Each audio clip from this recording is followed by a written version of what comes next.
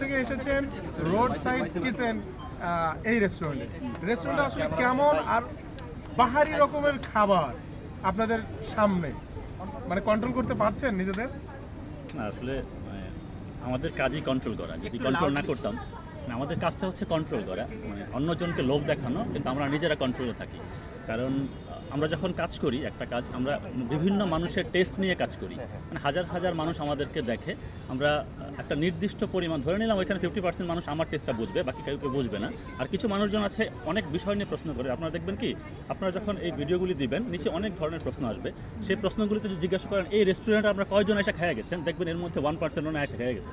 তো সে আসলে নানান ধরনের প্রশ্ন করতে পারবে, তাদের কাজই প্রশ্ন করা। তো আমরা যখন খাবারগুলি টেস্ট করি, টেস্ট করতে গেলে আমার যেটা মনে হয়েছে আমি ঠিক সেটাই বলি।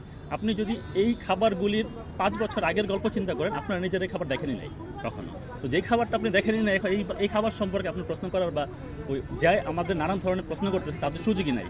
এই মুরগিটা এখন আপনি যে স্টাইলে দেখতেছেন, একটা সময় শুধু এটা ঝোল রান্না করে খাইতে, আর এখন এটা বিভিন্ন রেস্টুরেন্টগুলি এমন একটা জায়গায় নিয়ে আসছে যে মুরগি খাওয়াচ্ছে, আপনি ওই টেস্ট একই জায়গায় পাচ্ছেন কিন্তু ফিলটা নিচ্ছেন। রেস্টুরেন্টে আসলে কোনো মানুষ খাওয়ার জন্য আসে না, তারা আসলে ছবি তোলার জন্য আসে, এবং এই ছবিটা তারা মনে রাখার জন্য আসে। আমাদের বিনোদনের জায়গাটা কম, তো সেই জায়গাটা থেকেই আমাদের রেস্টুরেন্টে যারা আছে তারা অসম্ভব সুন্দর সুন্দর পরিবেশনা করে একই জিনিসকে ভিন্ন ভিন্নভাবে মানে উপস্থাপনা করতেছে।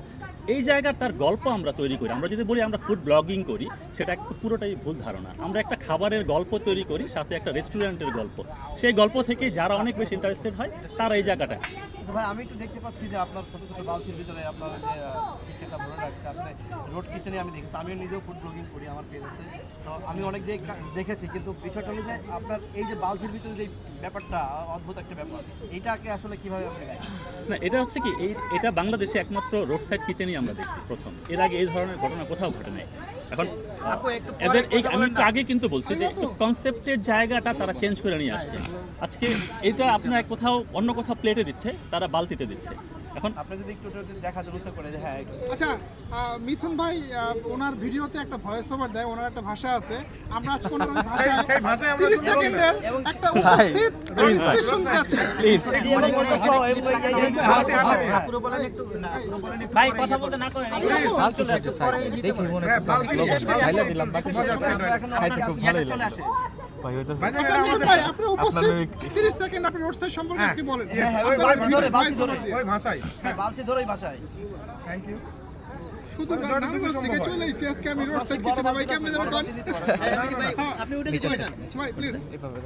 সেকেন্ড এটা নিব না, এটা ভাই এটা নেবেন সবচেয়ে বড়টা, ওটা ধরে রাখতে পারা হবে আচ্ছা দিছে কি ময়লা আছে? ময়লা নাই আচ্ছা ফ্লেম আসবে না। ওটা রাখেন, ওটা নেই করুক। হ্যাঁ ভাই এই ভাই 3 2 1 0 যে খাওয়াটা আপনারা ঘরের ভিতরে খাইতেন, আজারা ঘরের ভিতরে ভাই ওই মানে একই জিনিস জয় বাপমার যেই স্টাইলে রান্না বাড়া করতো, পাতিলের ভিতরে হেডে আপনারা খাইবেন বালতির ভিতরে বইটা। বালতির ভিতরে যে খাওয়াটা আছে এই খাওয়াটা যদি আপনি স্বাভাবিকভাবে খেতে চান, যেটা স্বাভাবিকের চেয়ে অস্বাভাবিকভাবে খেতে চান, ওটা খাওয়ানোর লেগে আপনারা আইতে হইব রোড সাইড কিচেনে বসুন্ধরা শাখায়।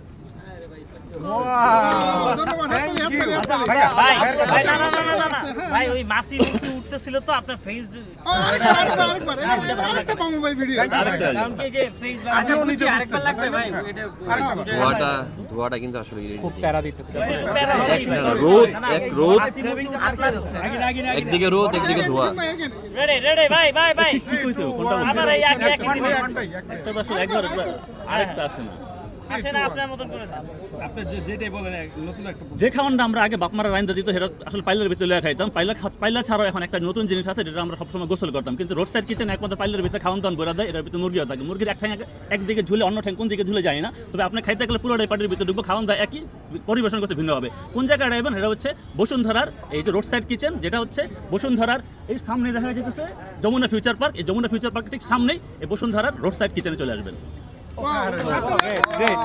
ভাই এবার তো আমারে খাওয়াবেন, আমি নতুন করে আরো কিছু ভাইয়ের ভাই